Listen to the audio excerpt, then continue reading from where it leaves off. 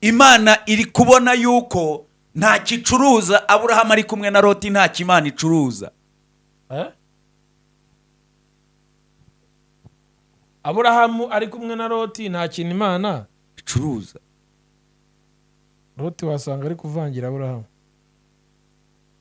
kubera ko Aburahamu ari mu mwuka w'Imana, arahamagawe. Loti ari muri logique n'akavuyo sha gendera mu kavuyo gusa, kazi niye bagiye hari barukurikira izindi bakubarisha nabi. Abantu batazi iyo bava niyo bajya bakubarisha nabi. ibyo bintu ni ibyo bintu nibyo shabatu mubara nabi pe, nibwo ntangiye kumva. Iyo Imana ikubwiye ngo gendera kure uno muntu ukamwihambiraho, agutaruhabwe sawa mwana, kandi bikomera azagusigira uzabyivure.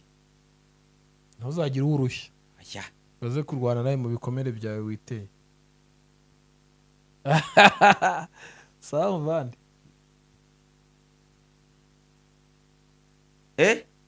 sawa.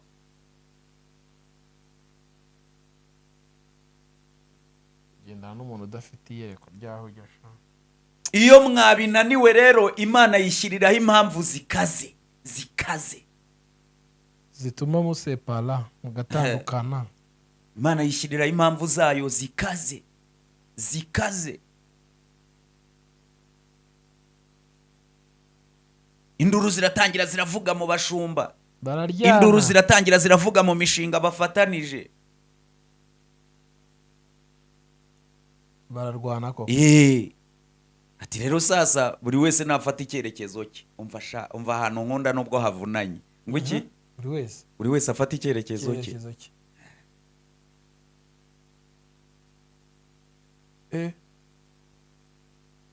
Loti udafite icyerekezo. Aburahamu rero hagiye kubaho ikintu mukundira umutima wa Aburahamu. Aburahamu ntabwo yanga amavuna.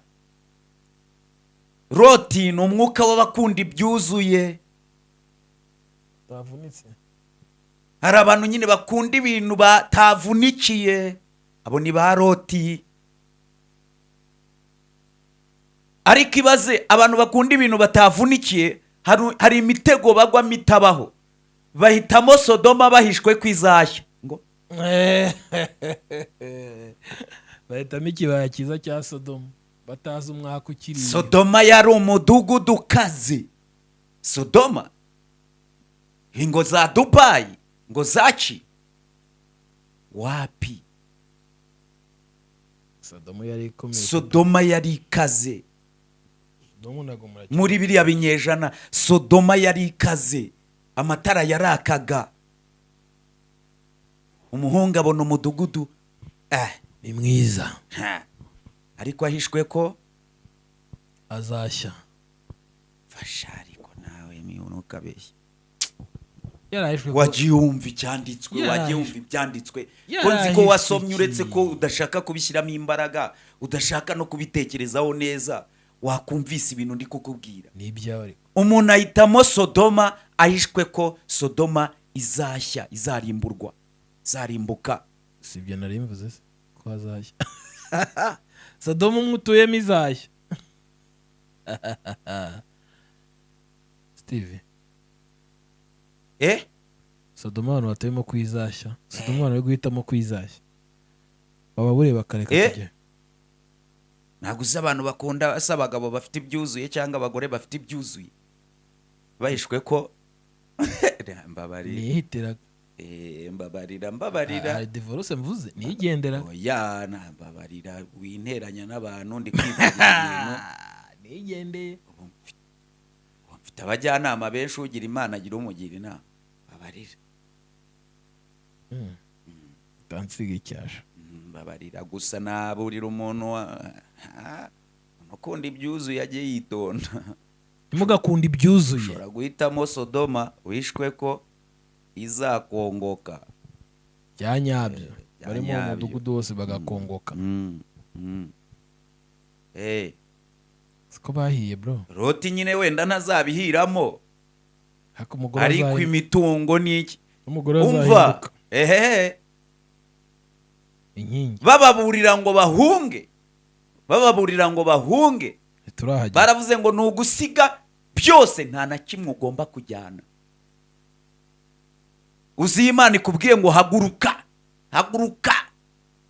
wikwifuza utwo tuntu, wirarikira ibyo bintu, haguruka. Ako rero Steven reka niba genda Isowari, hunga udapfa Gisowari. umva va Sodoma ugisowari, ndakura abantu Sodoma mbajyana Isowari ku musozi w'ubuhungiro. Urumva ugezeyo kandi ntago tubwiye aho uraba, kandi imitego nayo iri Isowari ibayigwemo ibyaha byo gusa. Tubwira aho Aburahamu yerekeje. Aburahamu ntago niwe nshaka gukomerezaho, kuko Aburahamu tuzahita tugenda. Loti ndagira ngo mwihorere n'Abamoni n'Abamowabu babo. Rangiza Loti. Ibyo by'Abamoni n'Abamowabu n'ibiki byose bireka ibyo ngibyo. Ndakubwiye ngo Loti mugiriye inama Loti we, sibyo? Iyo mind ya Loti reka nyigire inama i Kigali. Iyo mind ya Loti ndagira ngo Loti we va Sodoma Gisowari byibura, ibindi tuzabivuganira Isowari. Kandi nugera Isowari urumva hari amakosa utagomba gukorera Isowari. Nuhakorera amakosa birakubana bibi cyane. Ndarokora Loti w'iki kinyejana, ndarokora Loti w'iki kinyejana.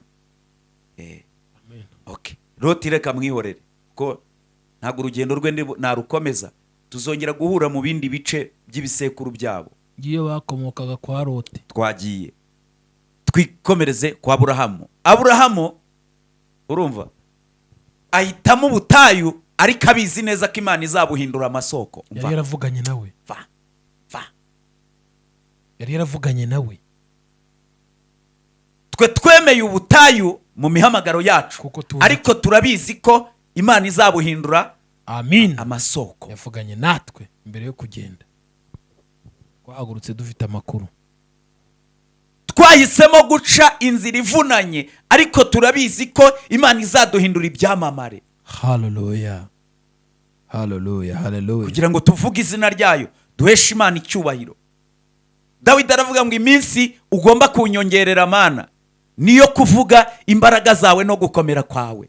Hallelujah. Iminsi uzanyongerera nge nshaka niyo kuvuga imbaraga zawe no gukomera kwawe.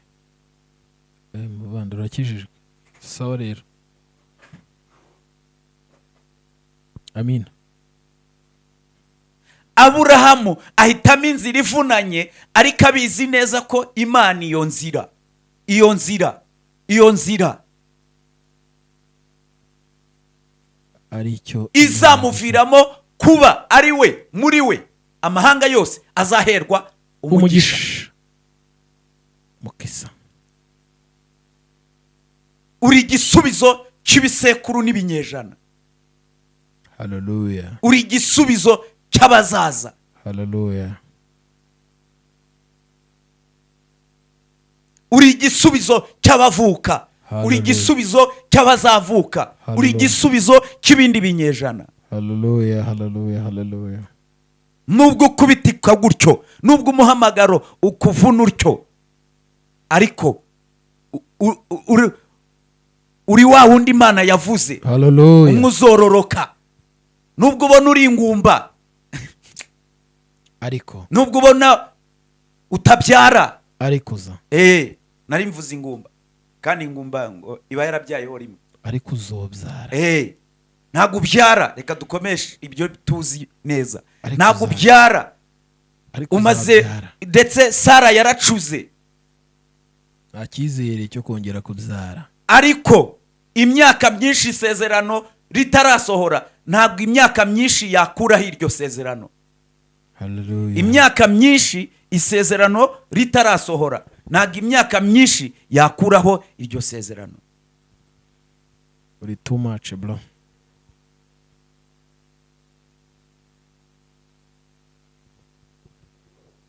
isaka azavuka imana yavuze. kuba Sara yacuze kereka nimba atari isaka imana yavuze, ariko isaka imana yavuze azavuka muri Sara byanze bikunze. Amen. Rero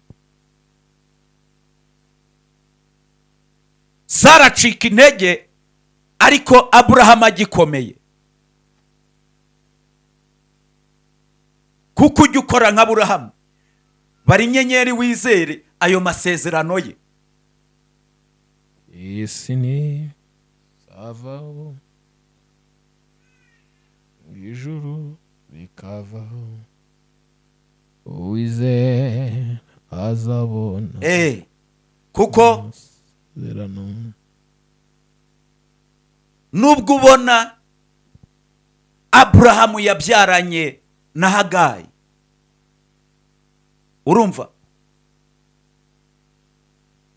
ntubihindure impamvu yashaka kwerekana ko Aburahamu ahari yaba yarabaye ikigwari mu masezerano. Ntabwo Aburahamu ari ikigwari mu masezerano, na Sara yewe ntabwo ari ikigwari mu masezerano. kuko wowe imyaka 5 gusa uba wabaye ikigwari, imyaka 10 gusa utarabyara uba wabaye ikigwari. Mu gihe Sara yabyaye afite imyaka 90 y'amavuko, ari wowe wakandaho ako gatuza uragafite.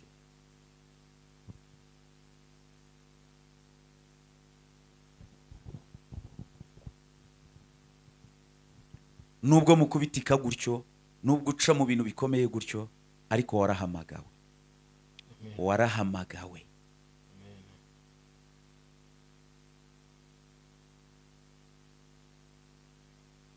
Nuca mu ntambara wibuka amasezerano ye.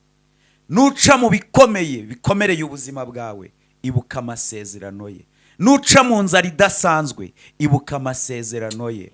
Nimba udafite umuntu n'umwe mu buzima usigaye wenyine, ibuka amasezerano ye ko muri wowe uzabara inyenyeri ukaruha. Hallelujah.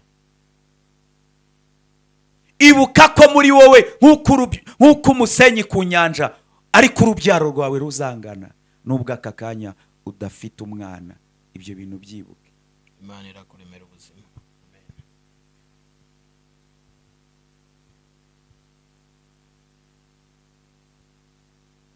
Aka kanya reka nkomeze Sara na Aburahamu w'i Kigali, reka mbakomeze muzabyara.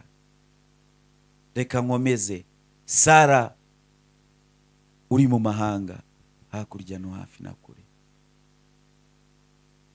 azabyara. Kankomeze umuryango wa Aburahamu na Sara uyu munsi, babwire yuko imyaka myinshi ntago yakuraho ku Isaka Imana yavuze azabyara. Isaka azavuka ko byagenda kose.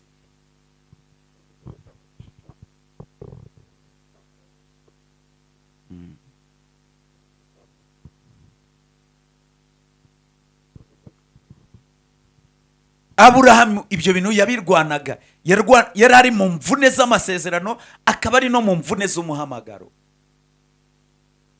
Tumwubaha Aburahamu, ni intwari cyane.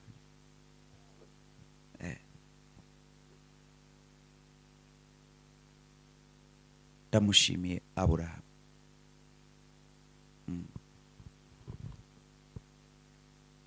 Aburahamu yanyigishije ikintu cyo kudacika intege mu muhamagaro.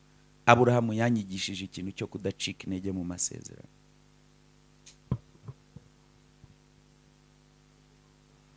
Nibyo wamushinja, Imana yamuhaye ubutabera. Shimwa Yesu. Shimwa Yesu.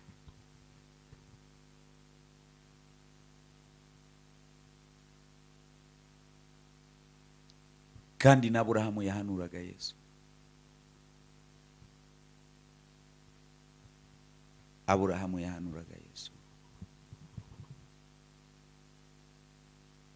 Urabyibuka? Imana yaramuhaye Isaka, Isaka yarasohoye. Shiwe, ariko Isaka yarasohoye.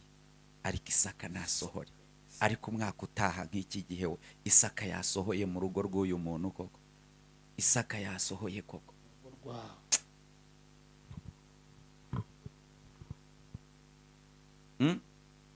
amaze gukura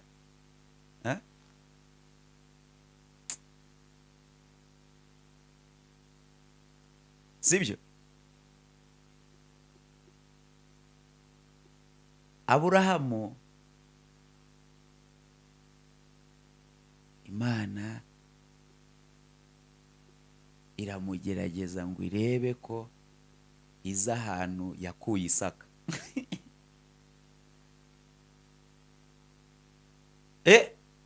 Utaramenya agaciro k'ahantu wakuye Isaka,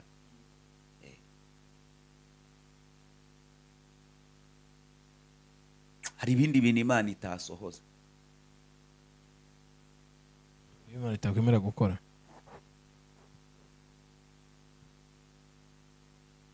Ariko iyo umenye agaciro k'ahantu wakuye Isaka, Aburahamu yarazi agaciro k'ahantu yakuye Isaka. Niyo mpamvu atashidikanyije, Imana imubwiye ngo uwo mwana mume ndamushaka umutambe. Kemera kumutamba. Impamvu buri rwego rwose ugiye kujyaho rusaba igitambo. Ye baba we kiguzi, ye baba we, iryo jambo rirakomeye kandi sindisobanura. Baragukostinga. Urumva utawuzarihereho. Aburahamu arazamuka, umwana yamubajije ikibazo gikomeye, aramubaza ngo ndareba inkwi, ndareba ibintu byose, igitambo kirihe? Aburahamu amusubiza ijambo ry'abantu bahishurirwa. Ntugasubize ibisubizo utahishuriwe, ntukabeho ubuzima bukora ibintu utahishuriwe. Aburahamu niyo mpamvu n'amaturo abantu batanga n'ibintu bajya gutamba mu bantu n'ibintu batamba mu nsengero, bibaye byiza wajya ukora ibintu wahishuriwe, nibyo utazababariramo, nibyo utazahomba. Atari uko bagukubise icyokere, atari uko bagutekinitse, atari uko bagukubise za rugondi ihene zabo na ya marigondi yabo. We nuhishurirwa uhindura ubuzima bw'umuntu, ujye ukora ibyo, nibyo bizakuhindura igitangaza mu maso y'Imana. Nibyo bitambo uzatamba bikagushyira ku rundi rwego, sibyo? Sizi nimba nyumvise. Okay. Imana, Aburahamu yumvise Imana neza imuhamagara, kandi Aburahamu yumviraga Imana, sibyo? Tandukanya kumva Imana. Hari abantu bumva Imana bakaba yumvise, ariko kumvira bikaba ikibazo gikomeye cyane. Ari abahanga mu kumva, ari abaswa mu kumvira. Dukwiye kuba turi abahanga mu kumva Imana ibyivuga, tukaba n'abahanga mu gukora ibyidusaba, sibyo? Yes. Ko uba abantu uzi ikintu basigaye bakora, abantu basigaye babwira Imana icyo gukora nkaho bakaretse Imana ngo ibabwire icyo gukora. Sha no mu masengesho yabo usanga barimo babwira Imana icyo gukora. Mana kora ibi, Mana kora ibi, Mana kora ibi. Ayo masengesho ku buzima bwawe nushaka uyihorere, ahubwo uvuga uti Mana ni icyo ushaka ko nkora. Mana urashaka ko nkora iki? Mana urashaka ko nkora? Mana urashaka ko mera gute? Mana urashaka ko nitwara gute? Ibyo nibyo bikora cyane, nibyo bifite imbaraga. Ayo masengesho niyo afite imbaraga yo kubaza Imana icyo gukora, apana kubwira Imana icyo gukora. Yes. Wewe wibwira Imana ikiguye gukora. Mana ndashaka gukora ibi mu masengesho, kandi niko abantu benshi bari gusenga. Yeah. Sawa rero Aburahamu abwira umwana we, aramubwira ati rero Imana iri bwishakire igitambo, si ubwa mbere itugoboka si ubwa mbere iturengera. Dufitanye amateka nayo. Abantu bafitanye amateka n'Imana bazi ko atari ubwa mbere ibarengeye. N'iki ngiki, n'icyo gikurikira, n'icyo urwana nacyo, naho uri, n'ibyo urimo urwana nabyo, nabyo irakurengera. Si ubwa mbere ikugoboka, si ubwa mbere yishakira igitambo ku mibereho yawe, si ubwa mbere yishakira igitambo ku buzima bwawe. Haleluya. Sibyo? Irangije ngo Aburahamu amaze guhambira umwana we, amaze kumuhambira ku gitambo, agiye kumutera inkota, bagiye kubona umwana w'intama ufashwe mu gihuru. Imana yironkera iki? Igitambo nk'uko yabivuze. Yes. Umwana w'intama aje gucungura imibereho yawe. Haleluya. Umwana w'intama aje kuguhindurira amateka. Umwana w'intama aje gupfa mu cyimbo cyawe. Hari igitaye agaciro ngo udata agaciro. Hari igipfuye ngo udapfa. Hari ikimanutse ngo ubuzima bwawe butamanuka.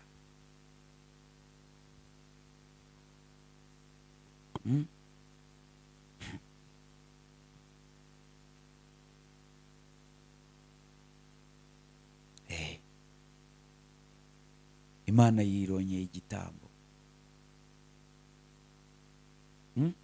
Kristo urimo nona.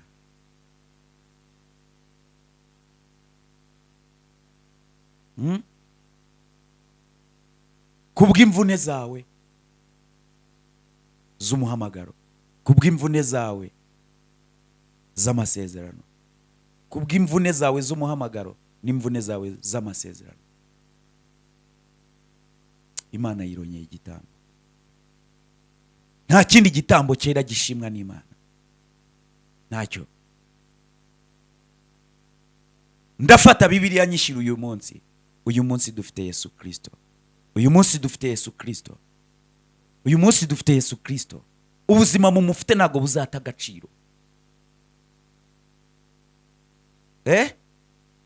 Ubuzima bumufite, urumva, ntabwo ibyawe, ibyo wakuye kwa Yesu ntawe uzabiteza cyamunara. Ibyo wakuye ku Mana, ibyo wakuye kwa Yesu ntawe uzabiteza cyamunara. Diporome Yesu yihishe inyuma ntago zizata agaciro. Ariko diporome zidafite Yesu zizata agaciro.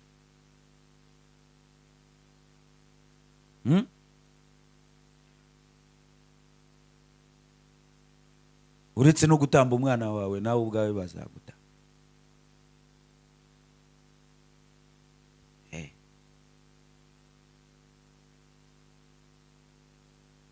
Ariko byahanuraga Kristo, none twebwe ubwo buzima nibwo turimo.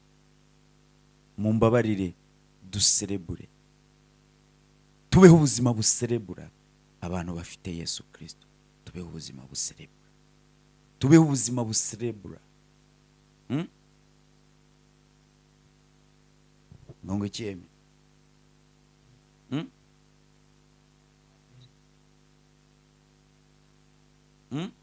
Ubu ndi bize, ndi mu rukundo na Yesu bikomeye. Ndi bize, ndi mu rukundo na Yesu ruhambaye. Kaho kupa ubw'imvune z'amasezerano, ubw'imvune z'umuhamagaro. Sibyo? Kristo aratabaye, Kristo aragobotse, Kristo araturenge, Kristo aje kuturuhura. Yesu naza kuturuhura, nawe uzamutanga imbere. Icyo gihe amavi yose azaba yamupfukamiye. Amen. Tuzakomeza twagiye. Iyo nyubako yiza kuba umuntu nta kabuza ari kugusaba kuyisiga amarangi ya Beta Paints kuko ariyo yongerera agaciro nayo ikaguhesha ishema mu bandi. Ngaho rero yibere mu cyimbo, umurimbo wayo ubushinge Beta Paints, uruganda nyarwanda dukesha amarangi yuje ubuziranenge aryoshye aho dutuye n'aho dukorera. Hari ay'amazi n'ay'amavuta nka Silk Vinyl, Weatherguard, Fast Dry, Epoxy, Wallmaster n'andi adakangwa n'imihindagurikire y'ikirere. Dufite n'asigwa ku byuma no ku modoka. Niba hari n'ubundi bwoko bw'irangi wabengutswa ahandi, duhe komande. Ikoranabuhanga ryacu rira ritunganye mu kanya nk'ako guhuya. mu Rwanda kandi twihariye gukora amasitike nziza z'ibyuma n'iz'ibirahuri. Produit za Beta Paints murazisanga mu gihugu hose, naho kurangura ni Remera haruguru ya gare ku Muhima hateganye na Hotel Kapi mu Gakiriro ka Gisozi hafi y'Umukindo House. Hari kandi ni Rubavu hafi y'urusengero rw'Abadive, i Musanze ni Rusizi, ariko n'uwaba ari ahandi mu gihugu hose ashaka kurangura produit za Beta Paints tuzimugezaho kandi tukamutwaza ku buntu. Ku bindi bisobanuro iyambaza telefone n'urubuga rwacu ubona kuri screen yawe. Beta Paints, best quality, best price, good service.